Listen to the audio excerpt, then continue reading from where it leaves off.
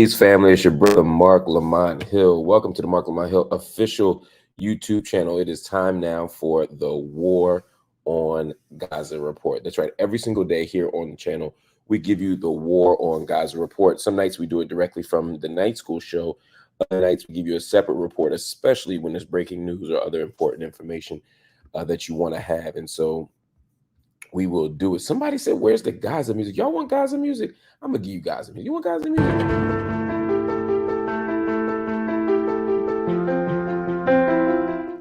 That's fair, because it is special music. It's important. It sets the tone, it sets the mood, and it's a reminder of what's at stake here. And there is a lot at stake as we talk about the war on Gaza. And corporate media ain't covering it. Mainstream outlets are not giving you the information that you need. And so that's why we're here, to give you the information that corporate media refuses to provide. And right now we're on day 257 of Israel's war on Gaza. I want to say that again, day 257. That is a scary number. That is a devastating reality for the Palestinian people, and specifically the residents of the Gaza Strip. We're going to begin the War on Gaza report tonight with the numbers. We always begin with the numbers because the numbers are crucial. At least 37,396 people. 37,396 people have been killed in Gaza since October 7th. On top of that, 85,523 people have been injured in Gaza since October 7th. We are talking about casualties, over 120,000 of them. And then on top of that, we're talking about 8,000 people under the rubble. We're talking about tens of thousands of people whose injuries are not reported. We're looking at a level of human devastation that is simply unparalleled in the modern era of the Gaza Strip, when Israel unilaterally withdraws from Gaza. They have launched multiple wars since, over 16. And regardless of how often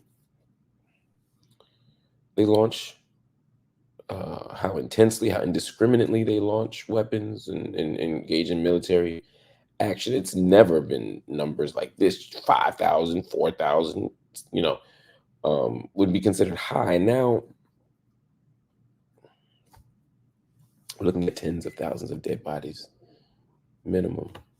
That is a crazy, crazy reality in the Gaza Strip. And of course, the Israeli death toll remains the same. 1,139 people were killed in Gaza. I'm sorry, 1,139 people were killed in Israel as a result of the Hamas attacks on October 7th. There are also dozens of people who remain captive in Gaza. All of this helps to paint the picture, helps to give the kind of political reality.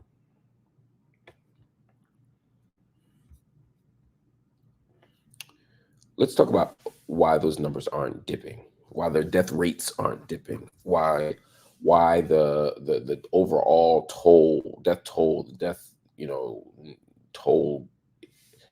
it just keeps piling up and up and up. It would be a victory. It would be an extraordinary feat. It would be an extraordinary surprise. It would be the first time, in fact, if tonight or tomorrow there were no more deaths. If there was just one night of no death.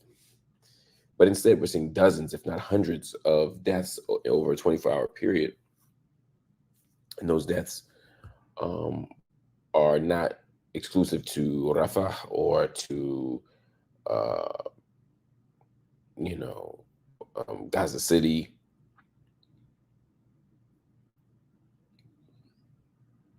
They're the north, they're the south, they're the center. It's not just private homes, it's hospitals. It's not just hospitals, it's schools. It's not just schools, it's refugee camps. It's everywhere. Um, but let's talk about Rafah for a minute.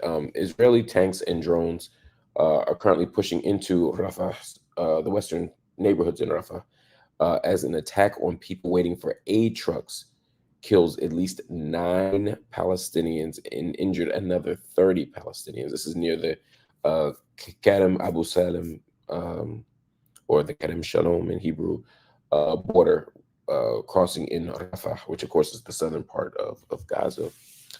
Um, 9 Palestinians dead, 30 injured.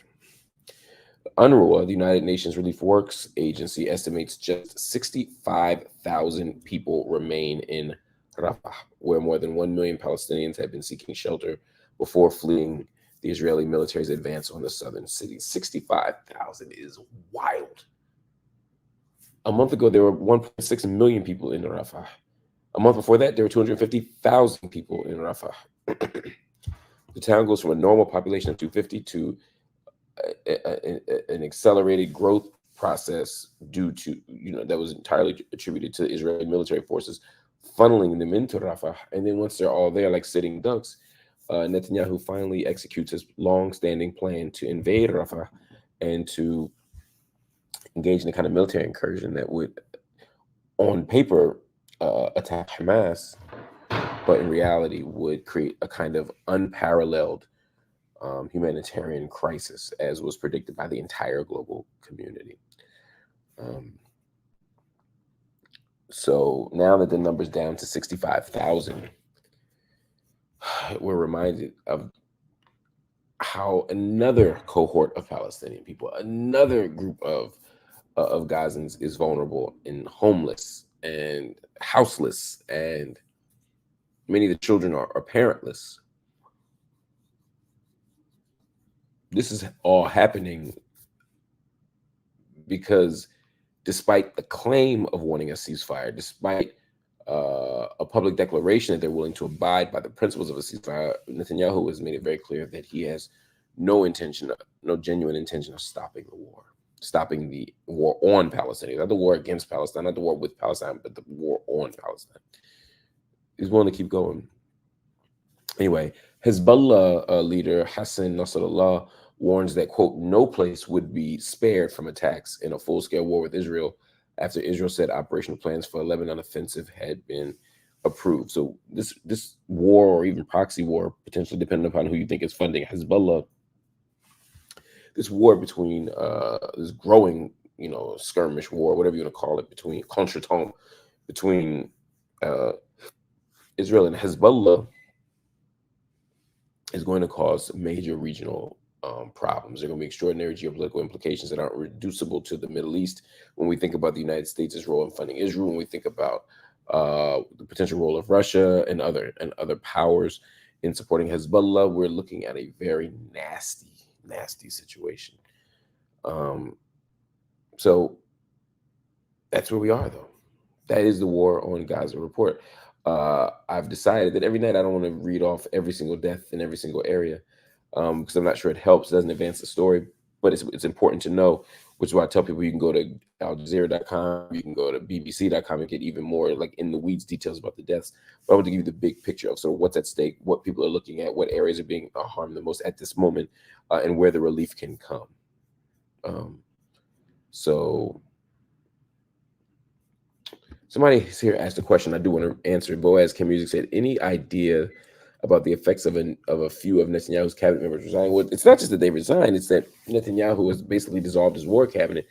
And people like Benny Gantz, who is no friend of the Palestinians, was at least a moderating voice in that context. He was at least somebody who could potentially see the fundamental humanity of Palestinians. He was somebody who, despite again having a very funky history in leadership, at the very least was a moderating pushback to the more extreme ideas that were being nurtured by Ben Gvir, Itamar Ben Gvir, by Yoav Gallant and others. The idea here is that maybe everybody can't be a hardcore right-wing conservative Zionist, and there's a way that Netanyahu, needing considerable support, allyship, and power, as he reassumed the prime ministership, that comes from a unity government, that comes from a central government that's advancing at least liberal democratic ideals. And so Netanyahu is like, I'll do whatever to stay in power, but you got people pulling him to the right because that's where the money was, that's where the support was, was in the Israeli right wing. And so the reason Netanyahu's cabinet is resigning is because people on that same right wing are like, wait a minute, this ain't what we signed up for. This isn't who we want to be. We want to protect our nation. We want to protect our interests, but not at the expense of our ethics and morality. So it's no surprise that when when Netanyahu said go blank off, I know what I'm doing.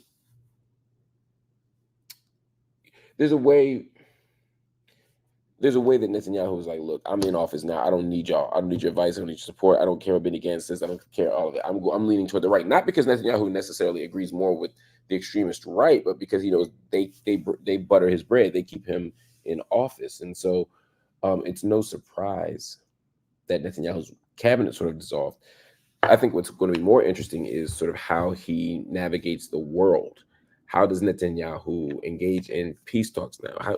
How does he garner support from the West? These are all real questions that he's going to have to answer. So we'll see. But thank you for your wonderful question. All right, everybody, that's it for the War on Gaza report. I'll see you tomorrow with more. Look out for Night School at 9 p.m. Eastern right here on the channel. It's live and direct. And the same thing for the War on Gaza report, which should be a part of that conversation too. I'll see you tomorrow, family. Love y'all. Peace.